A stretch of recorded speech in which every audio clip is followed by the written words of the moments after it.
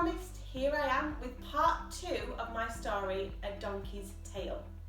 Have you got your snacks and drinks already? Here we go. Bonkers, absolutely crazy. No one is going to believe a word I tell them, thought Little Donkey. But Mum will. It had been a few weeks since he'd been sent on his special job. Admittedly, he'd gone very reluctantly, but it turned out to be quite an adventure. We need to recap. Little Donkey came from a long line of important donkeys who had all done impressive jobs. Now it was his turn, and he was less than thrilled. In fact, he had a little tantrum over the whole thing. But off he went with the 2 men to do his job. Apparently, he was going to be carrying some really important person. He imagined a king with long purple robes covered in really sparkly jewels. Or maybe a warrior carrying a big sword and sporting an impressive beard. But when he got there, he didn't see anyone that looked special at all.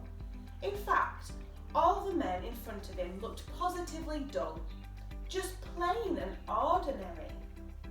And then, this man sat on his back. Little Donkey hung his head down low. What a waste of time and talent. Carrying some ordinary man who would make little difference to anybody's life. Little Donkey suddenly heard roars of a crowd. The street was packed with people. They were laying cloth and jacket on the road for him to walk on. They were waving palm leaves in the air, clapping, smiling, singing, and it all seemed to be for the man on his back. Maybe he was special after all. Little Donkey raised his head with pride. His job must have been important. But this wasn't the most amazing thing that happened. Little Donkey was racing home to tell his mum. She needed to hear this. After they'd walked through the crowds of people, they went for a rest. All seemed peaceful and calm. Everyone was falling asleep. When suddenly, a crowd of men appeared. Swords were flung, blood splattered, an ear came off, and then it came back. How weird. And then, the man that Little Donkey carried was arrested. Little Donkey was confused. He thought the man was important, but now he was going to jail. Little Donkey, with the rest of the men, stayed quiet and followed the important man. The next time Little Donkey saw him, the man was stood on a balcony with 2 other men, and the crowd of people that had been singing and smiling a few days before were now screaming and shouting for the important man to be killed. Little Donkey began to cry. He didn't understand why the people were being so mean. The man seemed kind and good, yet people wanted him to die. Little Donkey felt so helpless, and over the next few days saw the man battered and bleeding, nailed to a cross, and die. Little Donkey was tied to a post outside the house, whilst all of the important man's friends were inside. Everyone was sad. Little Donkey was sad.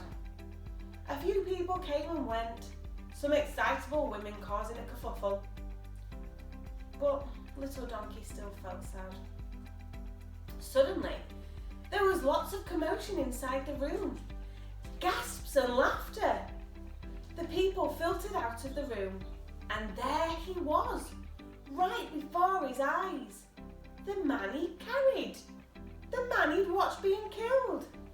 He was there, alive, standing in front of him. What? How was this possible? Little Donkey got really excited. Something amazing had happened. People would talk about this for a long time to come. He was sure of it. It was a miracle. Little Donkey got so excited that he wiggled himself free and began running home to tell his mum. He burst through the gate and started telling Mum all about everything that had happened. Mummy Donkey stopped Little Donkey tentatively and said, What did you say the important man's name was? Jesus of Nazareth. Mummy Donkey gasped and began to cry. What's wrong? What is it, Mum? What's the matter? Little Donkey asked. He didn't understand. His story had ended really well. I knew that baby I saw born was important. Mum, I wasn't talking about a baby. He was a grown-up. Little Donkey was very confused. I know, Little Donkey, but the baby I saw born and the man who came back to life are the same man, Jesus of Nazareth, the Son of God. The end. Thanks for listening, boys and girls. I'll see you next week with a new story just for you. Bye!